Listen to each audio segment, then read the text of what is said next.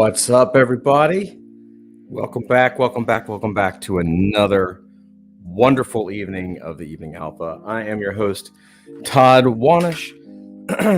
Got a raspy voice all of a sudden. Creator. Who am I? What are we here for? What are we doing? I am the creator, founder of Adult Fantasy.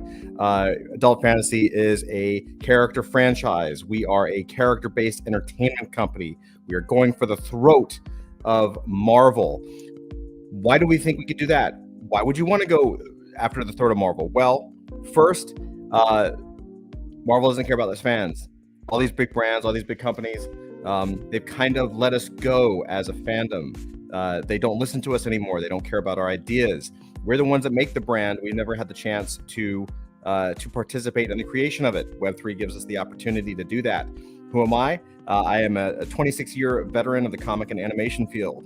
I've had my hand in technology startups and advising and mentoring companies and founders and fine art and comics and animation. So I've had a chance to see all of it from the inside. And so I think we have a pretty good idea of how to create the next level, the next phase of entertainment. Something that can last several generations. And so thank you for joining. And if you're interested, of course, you can always hop over to adultfantasy.io and check it out. What do we do here? Well, this is actually a little different than most YouTube channels.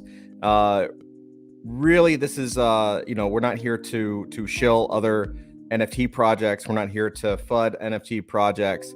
We're not here to talk about like 15 crypto coins you should get today. Like, that's not really our gig.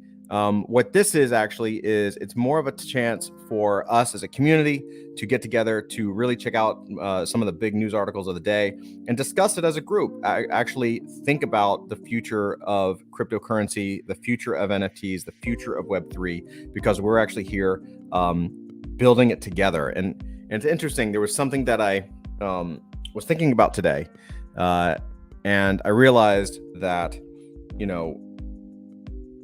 why these companies like Disney and Marvel, why they have such a big grip on us. Like, what is it about what they do that really entices us and locks us into really locks us in for life with with the content that they produce? And I came to realize that, when there's like different phases. When you're a kid, when you're really young, the very first interaction you have with a lot of these properties is that you want to be that character, right? You want to be Wonder Woman, you want to be Wolverine, you want to be Batman, you want to be Elsa from Frozen, right?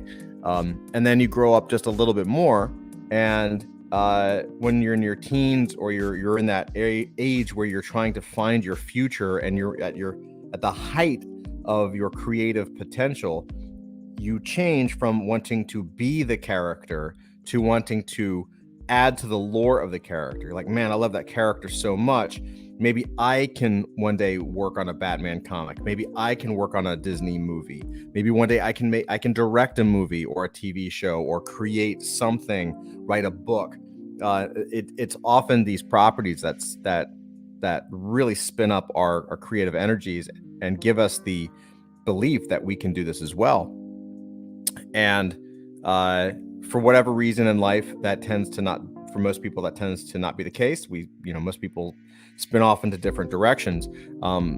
But the one thing that always stands out, and one of the reasons why we as people spin out into different careers, is because it's pretty obvious when we're at that age where we even think about attempting to draw the Batman comic or go to film school or write a novel that you want to write and get it published, that the chips are completely stacked against you, and that it's an inside baseball game and it's completely insular, and that has now become a huge where it used to be a massive advantage. Now it's a huge disadvantage for them because they cannot compete with the power of the crowd. It's been proven time and time again. There are books written on stacks of books written on the power of the crowd. And we have an opportunity to build something from the ground up that channels the power of the crowd, that channels the passion of the fan base, that channels the passion of many, many creative people, and focus it like a laser beam into a specific goal, which is the creation of a character franchise that can be licensed and that can be pushed out into as many different realms and as many different genres as we can think of, right? When you take a creative energy and you kind of disperse it wide, you get sunlight, which is great, but it doesn't really do much in terms of focus or precision. When you take that same amount of light and you squeeze it down and focus it like a laser, it can cut through steel, right? Disperse it, it's not burning through steel at all. Focus it like a laser, cuts right through. So that's basically what we're doing with talent, right? We're creating a system for people to take their creativity and take their lives to the next level. And I'm glad you're on board for the ride. So let's see who we got tonight. It's Friday night. You guys are spending it with me. I feel so blessed. All right. Willie D, what's up? Let's go. Awesome. Hell yeah. What's up, Dusty? How you doing? I love it. Chill cat. Love it. I love it. So I have something for you guys tonight. I found this article and I think it's pretty special. At least it'll give us some idea about how the investor class perceives the creator economy, which is what we are, right? If you are a creative person and you are looking to do anything creative, create books and music and apparel, fashion, comics, paintings, magazines, whatever it is, you're part of that creator economy. And Adult Fantasy is part of that. Clever Era, the company that runs Adult Fantasy, our company, is a part of that. And the investment class is also a part of that, right? You're part of that, and the investment class is part of that because they're looking at it and they're looking to spend money, and they're also looking to hitch their wagon to the future because that's what they do. So I'm going to read this article to you guys, and it's called, let's see, The Overlooked Levels of the Creator Economy. So we're going to talk about this. Hey, what's up? What's up, J-Ra? Welcome back. Welcome home. J-Ra says, I have no idea what will be vutting my Harrier, so we'll be tatching and not typing for a bit. Cool. So make sure you hit that hospital, man, because you're talking weird, bro. Everything okay? I get you, man. You're gonna be talking and not typing for a bit. That's right. J-Ra got punched a little too many times in the face. Oh, he's gonna be cutting his hair. He's cutting his hair. You're cutting your hair and talking. Okay, cool. I can't wait to see the results. That should be fun. So this article is called The Overlooked Levels of the Creator Economy. It's from A16Z, better known as Andreessen Horowitz. They're a venture firm. They are one of the biggest in the world. They back every single company you know and either love or hate. It doesn't matter. They pretty much, the reason you want to take note of venture firms and what they write about is because the truth is they pretty much control the future. They really have enough power and enough intellect. These are not stupid people. It's some of the smartest people in the world with the most money in the world backing other incredibly smart people in the world to do things that are going to change the world. So when that happens, we should really take note, and we should listen to what they say and maybe even be the ones to implement them, because at the end of the day, they can just suggest, but it's up to us to create. So I haven't read this. We're going to read it live together, and maybe we can take some tidbits away and add it to the Adult Fantasy toolkit, right? J-Ra says, boah, sorry, I'll be cutting my hair, so I'll be just watching and not typing. Sorry, I got punched too much. Yes, right. For sure, man. For sure. Go cut that hair. I'm glad you're here, brother. The Overlooked Levels of the Creator Economy by Dan Runcie. Dan, apologies in advance if I fuck up your name. I do it often. So, all right. It seems like everyone today is a creator, whether artist, developer, or other individuals following their craft, yet the creator economy still has room to grow. Despite being a multi-billion-dollar market fueled by over 50 million people, this movement is much deeper than its monetization platforms and bigger than the small percentage of people who are able to make a living off of their creative work. There are unspoken, often overlooked levels to this new economy. The playing field for creators remains uneven, and replicable success stories are still far between. So what's missing? Those that group all creators together risk missing out on the next phase of opportunities. Particular tools that help breakout stars grow their business, improve the quality of their content, and offer bespoke resources to solve specific pain points. To help creators level up, tool builders will need to consider the levels of creators in a more nuanced way. The levels of creators, that's interesting. Yep, I'm done with that. The levels of creators in a more nuanced way. Today, those levels are too often underserved by technology. The case for more tailored creator tools. So I already like this because there really aren't that many creator tools. Not really. I mean, there are platforms, there are marketplaces, there are ways for people to advertise, but there aren't necessarily. I mean, what we're doing is I believe what we're creating is a pure creative tool where by the end of this, once we work out the kinks and we've developed everything that we want to develop, at least on the foundational level, it should be a place where anybody can come in at any point in time and be able to create whatever it is that they want to create. And they can either tap into the universe of support, the fan base that's already here and growing, or they can come in, learn the lessons they need to learn to kick off whatever creative business that they want to create, and go off on their merry way. And that's fine too, right? Like, I think that's a real creator tool. It's something I've been working on for a very long time in different aspects of Web 2.0 and everything. So let's see what they have to say. When the Web 2.0 era of social media kicked off in the 2000s, more people than ever turned hobbies into careers. Amateur photographers used Instagram to become professionals. YouTube turned workout gurus into Fits Pro influencers. SoundCloud turned amateur artists into chart toppers. But for each success story, there are dozens of creators who merely gained a new hobby and hundreds who tried to make a living off of their work and suffered from burnout. It's a classic case of the 1% rule, in which a select few get all the rewards. This dynamic is true for most competitive fields, but this divergence should also force businesses and platforms in the creator economy to be clear about who they set out to serve. Are they enabling the 99% to chase their childhood dreams? Are they helping the 1% build stronger businesses?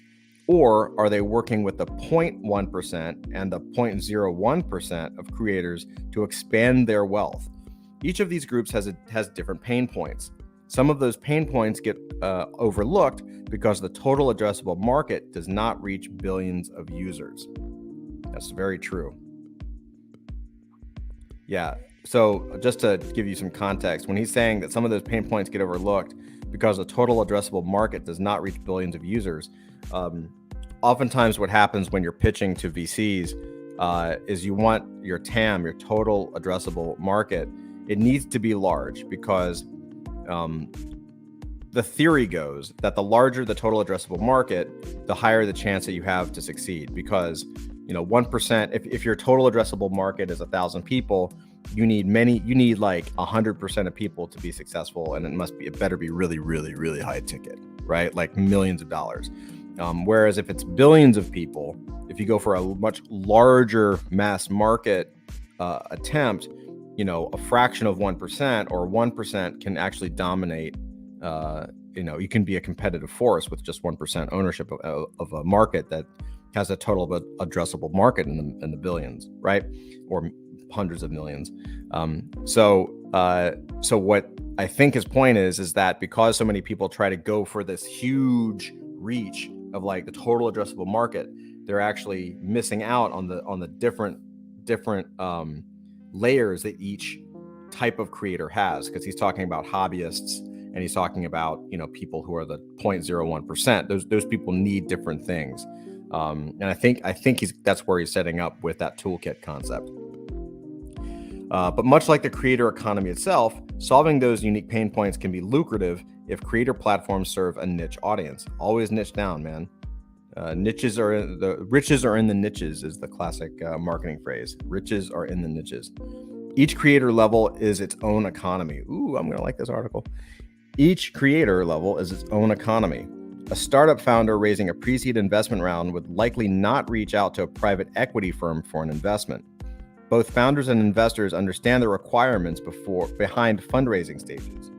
Similarly, the creator economy has its own levels that require creators and companies to match each other's needs for the most effective outcomes. So let's check this out. So you've got the hobbyist, the full-time creator, the star, and the mogul. Let me see if he goes through this. I don't want to read too much if he's going to go through it. Yeah, okay. So he's going to go through it, but we can look at some examples real quick. So the hobbyist, as an example, would be everyday creators, right? This is pretty much anyone who's not pro. Full-time creator, I usually call these pros because they're full-time. Pros are full-time. You've got examples of Matt Heafy, Ayla, I'm going to butcher names, and Big Ja.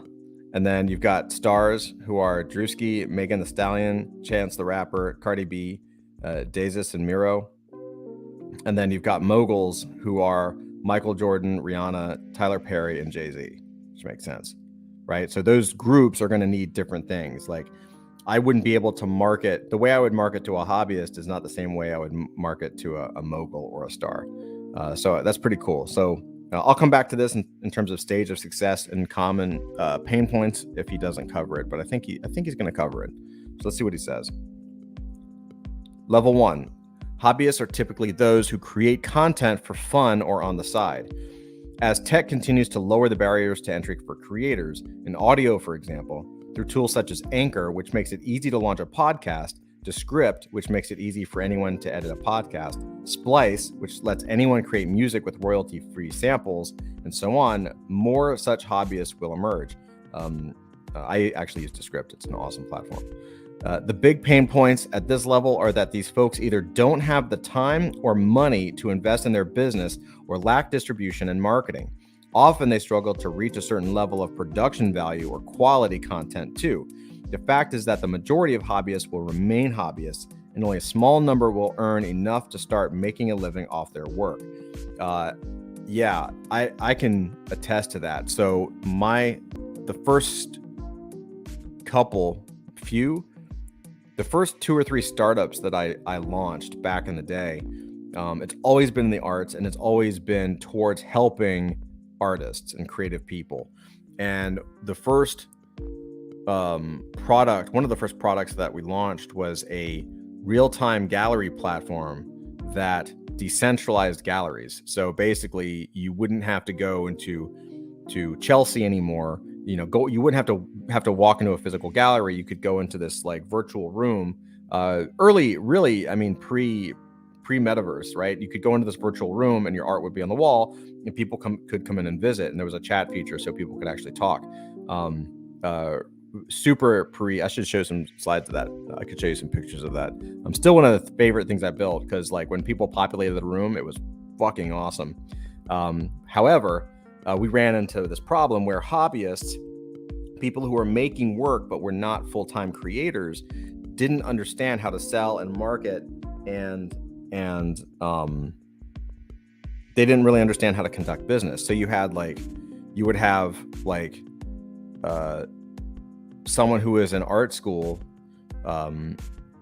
put their work on the wall and invite everybody. Like we had, hundreds of people would come to these openings, these virtual openings, and they would try to sell their work for $30,000, $40,000, $50,000, right? Because that's what they saw in the galleries.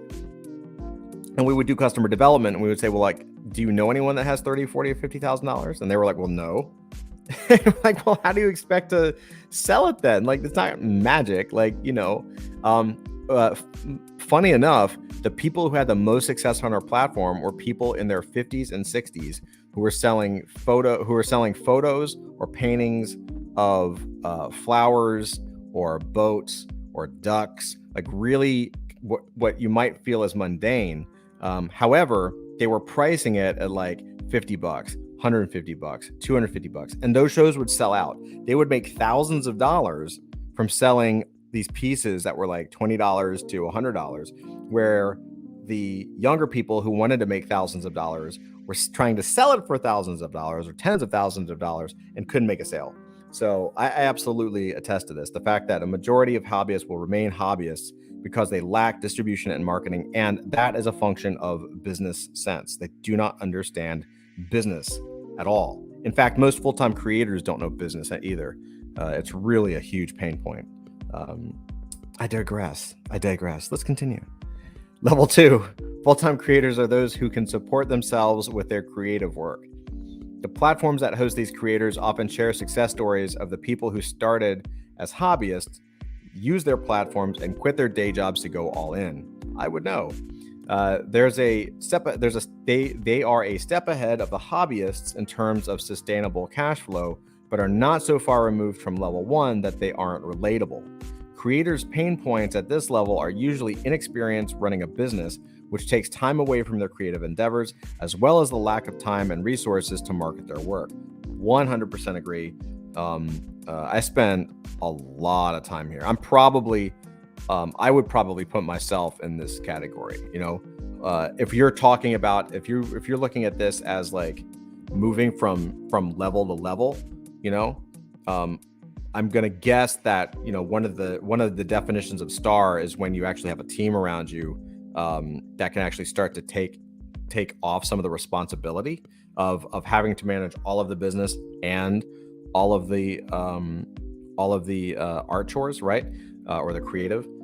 That's what I'm going to guess. So what we're doing now in our business is kind of I'm moving from full-time creator to star, not because I'm trying to be a star, but because the only way to scale a business is to build a team up around you, right? I think that's what they're going to say. Let's see. Creators' pain points, a level inexperienced running a business. Yeah, like when I started, I also say this, like, when I started, I was a full-time creator when I was 18, 19. No, that's not true. I was out of college. So I would say 21. Like I left college and was like all in on myself. The only two jobs that I had outside of like college jobs, like, I worked at Hardee's in college and stuff like that. But like once I graduated college, the only two like jobs I had was the Marvel job and the Jeff Koons job. And those were by choice. Outside of that, I've always worked for myself, and I had zero experience running a business. In fact, the reason I went to Jeff Koons and the reason I went to Marvel is because I needed to learn how to run a creative business so that I could grow and so that I could help other people and really lead to what we're doing now, right? Like I had no idea how to do this, just no clue. So it started with it. I would say that from my experience, and this goes from advising startups and founders and venture firms and incubators and accelerators, like that full-time creator block begins with inexperience in business. And by the end, you're running a business, you understand marketing, you understand KPIs and data and tracking and metrics, and you really understand how that whole system works, right? You're still going to have a issue because you're not yet a star, or maybe you don't want to be a star. Like, I don't like that term star, but I understand the context in music. But you haven't gotten to the next step, but you're pushing towards it. And it's that business knowledge and that marketing knowledge that kind of moves you forward. Okay, let's see what he says. Level 3. Stars are those who can typically form partnerships with external brands, such as media companies, record labels, publishers, and others to maximize their reach. The biggest challenge here is maintaining fame and relevance. Maintaining fame and relevance. There can also be potential brand crises that cost those creators their partnerships and even livelihoods. In terms of leveling up, the real pain point is figuring out how to leverage one's brand into business and financial success. Yeah, that's really smart. 100% agree on that. Level 4. Moguls are those who build businesses that not only evolve, but have staying power, outliving the creator themselves. Take Rihanna's Fenty, Gwyneth Paltrow's Goop, and so on. When Beyonce Knowles said, "My great-grandchildren are already rich," this is what she meant. For obvious reasons, this is the hardest level to attain. As with any such hierarchy, it's natural to assume that someone at level 3, for instance, is more successful than someone at level 2. But that is not always the case due to different definitions of success. Yeah, see, that I said the same thing, right? As well as the trade-offs creators make at each level. Some independent hip-hop artists, for example, earn more than artists signed to major record labels. There are comedians who make great money independently without outside capital or HBO deals. And I believe that's the future, by the way. The distinction between level 2 and level 3, so level 2 is the full-time creator and level 3 is the star. Let's see. The distinction between level 2 and level 3, therefore, correlates with different forms of success, but also depends on the creator's values. Those who want fame and ubiquity, for instance, often push to be stars even before they earn enough as full-time creators. Those who value profitability and control may hold off on that. It's a classic case of, do you want to be rich or be king? 100%, man. I have always been wanted to be king, meaning I like being in control of my business. Doesn't mean I want to do everything. I'm not trying to work every little corner of the business, but the full-time creator role for me is more important than being a household name. It's not something I've ever pursued. Actually being in control and being able to be self-sovereign, control my own destiny, work with who I want to work with, and work on the projects that I want to work on and build the things I want to build has always been number one in my mind. To me, that's the least risky thing because I will always bet on myself. 100%. I like that. Do you want to be rich or be king? For those who become stars, and I like also how there's a comparison where do you want to be rich or be king is not necessarily dependent on this, because he also says that you can be rich and full-time, either one, right? It's just a matter of values and how you want to connect. So that's very interesting. For those who become stars, their success becomes dependent on fame, which feeds a constant, sometimes virtuous, sometimes vicious cycle to maintain relevance and maximize any opportunity. The mogul mindset. Much of the above is my own lived and closely observed experience. As the founder of Trapital, I've studied how hip-hop artists build their businesses. He's got an ad. Let's see it really quick. Gain insights from the business of hip-hop. Trapital's free weekly memo. It keeps you ahead of the trends that shape the rest of the business world. All right, so maybe it's like hip-hop business insights or something. All right, that's interesting. All right, so maybe not my thing. Maybe, I don't know. I'll look at it later. I've studied how hip-hop artists build their businesses, the common challenges they face, and what it takes to level up at each stage. Historically, I've seen that Black entertainers are more likely to branch out on their own and are more likely to end up on tables like the one above, partly because many Black creators have struggled to achieve the same backing and validation as their non-Black peers at different points in their careers. If those creators don't believe that the system works in their best interest, they're more likely to take matters in their own hands. One of the reasons Jay-Z started Rockefeller Records, for example, is that no major record label wanted to sign him. When he later became president of Def Jam, his power was still limited. When he asked for a credit line to get Def Jam into both the headphones and clothing business, his request for more money was turned down by label executives. Take a sip. He eventually launched Roc Nation and then became a billionaire largely because of deals he made on his own terms. That trajectory is less common in rock or pop music. Historically, those artists tend to have more support from both record labels and radio stations. Rock, pop, and country stars that are structurally taken care of are less incentivized to branch out on their own. That's interesting too. Jay-Z's journey helped influence a generation of hip-hop business leaders who have likewise been underestimated, but they still have an uphill battle, and this systemic lack of resources is not just a challenge for hip-hop artists or Black artists in particular.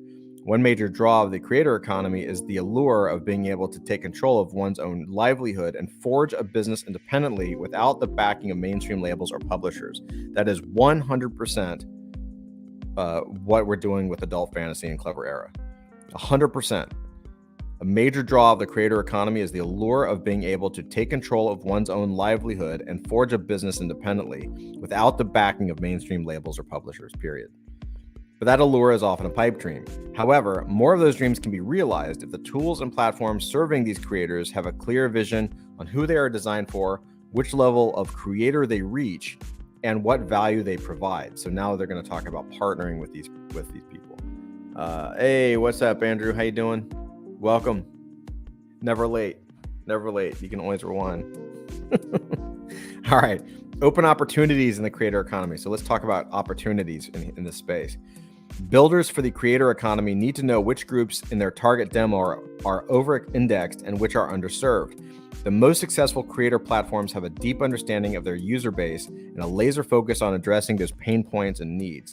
The best opportunities help creators get better at creating and building their business. So far, much of the money in the creator economy has come from mature, established platforms like Facebook, Snapchat, and YouTube. These platforms target hobbyists who may want to become full-time creators. That focus is no surprise. Tech is scalable, and hobbyists are the largest addressable market. It's aligned with what social networks already do well. But there's still a huge business opportunity in other levels of the creator economy, especially in areas that look beyond the standard quote-unquote creator tools. So here's some opportunities at each level. Cool, let's check this out. Is that okay? So we've got, I'm going to see if I can, let me zoom in more. So we've got hobbyists, full-time creators, star, and mogul, technology, business support, creator support. So you've got technology, business support, and creator support on each level. So an example, I'll just read some examples without going through the whole thing. So technology example is tools that enable content creation, monetization, and creator fan connections. So a hobbyist example would be Facebook or Instagram or LinkedIn or YouTube or TikTok. Full-time creator, you've got Loom and Maven and Mirror and Splice and OpenSea. I'm sure these are all companies they back, by the way. Spotify, Discord, right? That's full-time creatorness. Star is Cameo, Netflix, Roblox, Spotify as well, Twitch, Fortnite, I guess so, yeah, Fortnite. Mogul, Instagram Live, Netflix, Spotify, right? On business support for a hobbyist is like Google Podcast Creator Program, Snapchat, Yellow Accelerator, TikTok Creator Fund.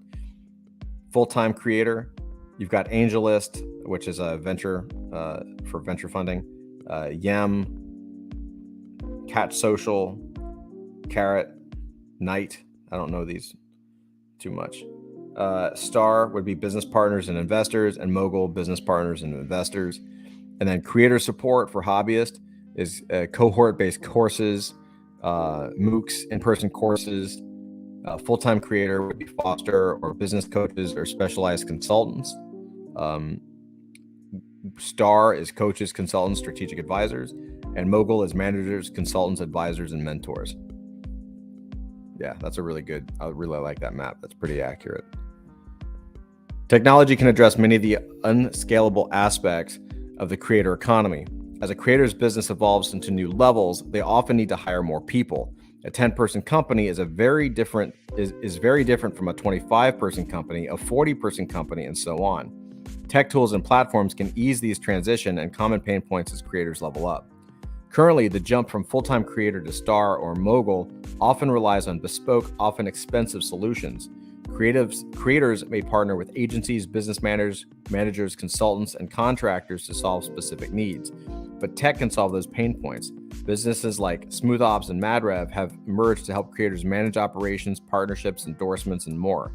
These companies gain insights from each client, which helps strengthen their position over time. IndieFi, for example, is a startup that helps artists receive funding from investors and connects artists with experienced business partners. Those are two overlooked areas in music. Outside investors are an alternative to the capital that comes from the record label contract. Plus, those investors can be creators themselves, which creates a two-sided marketplace. A comedian could invest in an artist, for instance, then use that artist's music in their next stand-up special. Both creators win. These types of tech tools address the business side of the creator economy, which is often neglected. Creators still need to know how to build a sustainable business or partner with those that do, and those skills are often marketably different from ones they use to create their content. Clearly, we need more tailored solutions for creators. The billions of dollars poured into the creator economy might suggest that the space is oversaturated. That's far from the truth. There are tons of burgeoning hobbyists who need help with marketing. For rising multi-hyphenates, inspired by, say, the way Issa Rae started her own record label to feature music in her media properties, the opportunities are there, but the tools are not keeping up. If these tech platforms are successful, then there will be more creators than ever. They will require solutions tailored to their various business needs, whether in marketing, copyright expertise, investing, operations, community building, or product launches. The companies that recognize this trend and build tools for a particular swath of creators will have a tremendous advantage. I believe it will unlock new levels of creativity for creators. I got to agree. It's actually fascinating because you guys, you've heard me say on past streams that one of the things that we're working on is right now is a web app for adult fantasy, but it's not just for adult fantasy. It's a hub. It's a creator hub. And one of the big components that we're looking to bake into that are tools for creators.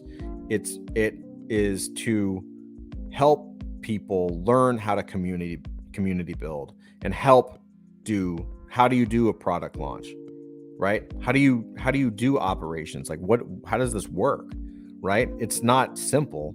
And especially with NFTs, right? Like this is a whole brand new space. So this is something that thankfully, and again, I'd say that, I say this all the time, I'm incredibly blessed. I have a background in this stuff. So especially with product launches. So one of the things that I believe is that in order for adult fantasy or Clever Era or anything really, whether it's my project or something I'm involved in or not, you have to have an understanding of how to launch and how to grow. You can't just make something and hope it sells. It doesn't work. It never works. It never has worked. I know, I tried a lot. It doesn't work. There is a very specific way to go about building and launching a product. And you do the right thing in the right way, it works. It's like baking a cake. You can have all the ingredients, but if you shuffle the ingredients in the wrong order, you're going to have a cake wreck. You know what I mean? You're not going to have a cake. If you give me the same ingredients, you give a chef, that chef's cake is going to look way better 100% of the time. Why? Well, because they've done it before. They know the ingredients, they know the order, and they know they have the specific skill set that helps make it beautiful, right? Because they've done it before. And so I think for us as a group, and I think this is going to be one of our advantages. I think one of the things that I look forward to is adding ways in which, again, people can come in and learn how to grow and create.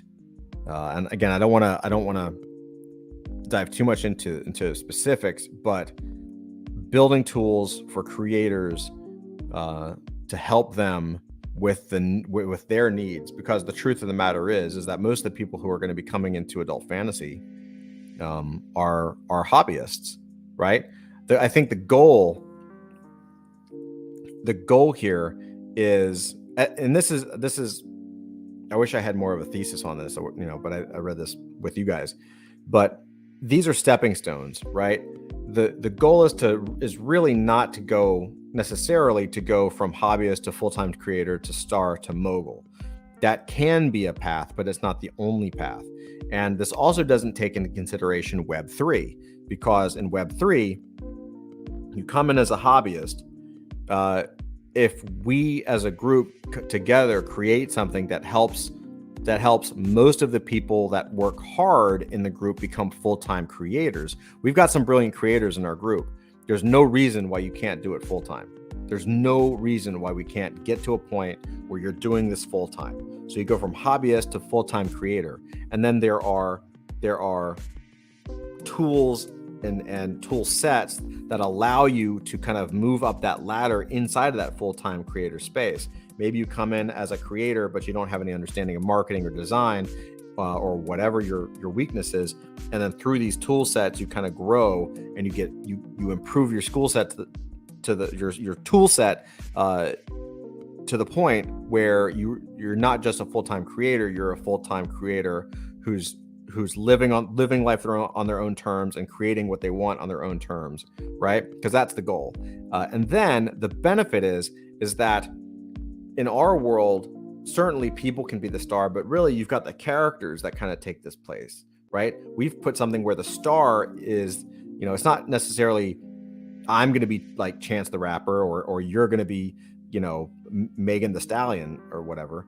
But like we have the opportunity where you have characters like Heinous and like Devoid and whatever characters you guys come up with. Like there is that potential to find a star in the IP becomes very wide, and it becomes much more of an opportunity, and it becomes much easier, to be honest with you. It becomes much easier to take a character and kind of launch it to stardom than it is a person, for all the reasons they mentioned down here. It's up to the person to partner with all these businesses and all these things, whereas with a character, it's a licensing deal and it's a partnership, but it's a different kind of partnership. You don't have to worry about Heinous or you don't have to worry about like Finger Blaster doing a bender in a bar and like tossing, like getting into a bar fight or something and ruin it, getting on stage and slapping somebody. You know what I mean? Maybe in a comic book or a show, but not in real life because he's not real. So that helps. And then on the mogul side, you have the actual residuals from that stardom, right? I think what I find fascinating in Web3 is that the future mogul certainly can be an individual, but it can also be a group. And I think you're seeing with all of the stuff that's coming into the space, the idea that mogul mindset can be a DAO. It can be a collective of people working furiously together with laser focus on a mission, on one single mission. Does that make sense? Does that make any kind of sense? Let me know in chat. Let me know in chat. I'm curious to know what you think about that. And so this is a great article. This is fantastic. Really, really cool. And I'm really interested to see what Trapital is. This might be something that could be really cool. We'll see. I may give this some thought. Nice pitch, by the way, dude, in the middle of the article for your stuff. Good job. I appreciate it. So yeah, what do you guys think? I would love to hear your thoughts. There's always more. This space is incredible. There's just so many cool things going on, and I think we're in a good spot. I love reading things from smart people that help to jumpstart new ideas, especially when there are things that we're doing, especially when I'm like, yeah, we're actually doing that. Hell yeah. We're actually, it sounds like people are talking about what we're doing. So that's pretty cool, man. We're in smart company. I mean, this is the best venture firm in the planet, one of the top, and they're sounds like we're on the same page. So, Dusty, what's Dusty say? What's up, Dusty? How you doing, buddy? Dusty says, it doesn't make sense. It's my personal thoughts that there will be some NFT projects that become mogul status. 100%. The interesting thing is that right now you're still seeing a 2.0 mindset, in my opinion. And it's the first inning. So this is not a shot at these projects. But like you look at Bored Ape, and they raised they earned, I think, $130 million in sales. They raised $450 million. They've got a $4 billion valuation. That's not a mogul, that's corporate, right? It's different. It has the aura of art, and it has the aura of stardom, and certainly the founders, Gargamel and those guys, now have a star status because of the company. But it's more like a founder of a company that got famous, right? The company is famous, like Zuckerberg is famous because of Facebook, right? It's more like that than it is like Jay-Z or Tyler Perry or Rihanna or Michael Jordan. So I think it's very interesting that right now, with the venture money coming in, it's still being treated as Web 2.0, right? Bored Ape taking that cash and doing that, really, I mean, there's nothing wrong with it. but they went from hobbyist to full-time creator with the sales, because they were just a group of guys, doing an NFT project. They hit stardom a little bit, but then they did what this article even suggests. They like started partnering and deals and Adidas and all that, and then the business went to mogul, right? They went business. They didn't necessarily bring it to their community, outside of floor price, right? But there's still a corporate structure there. It's still top down. So I think it's going to be really interesting to see what we can do in the future here. I do think we can decentralize it, and I do think we can build it up, and create a system for people, for hobbyists to move through to whatever level they feel comfortable, and use adult fantasy or Clever Era as a platform. That's the whole point, right? Use it as a stepping stone. Let's do the work and build it so that the generation behind us doesn't have to work so hard at it. Like, it's never going to be easy, and it's never going to be simple or free, right? You're always going to have to pay some kind of price, not necessarily a financial price, but you're going to have to work your fucking ass off. It's just always this way it's going to be. But if there should be a system in place, and I've believed this since I was 15, like, there should be a system in place that if you're willing to put in the hard work and the blood, sweat, and tears to get your thing, get your craft into a professional level, there should be a system in place that allows for you to shine. And there really isn't. There's a mythology that there is, but the truth of the matter is it's still based on connection and network. You always need connections. You always need networks. I'm not saying you don't, but I'm saying for people who don't have that and all they have is tremendous skill, there should be an outlet for them.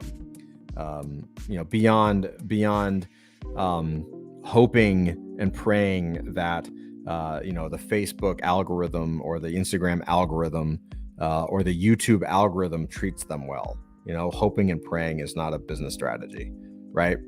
Yeah, guys, with that is what I have for you tonight. Thank you guys so much. It's Friday night. I don't know, Dusty, we doing games? I saw you were talking about some games. J-Raw, you down for some games in Discord? Let me know. Either way, I'm popping over to Discord. So I will see you guys over there. Thank you guys so much. Happy Friday, and I hope you have a great weekend. Yeah, man, take it easy, chill out. And with that, we will see you guys in the next video.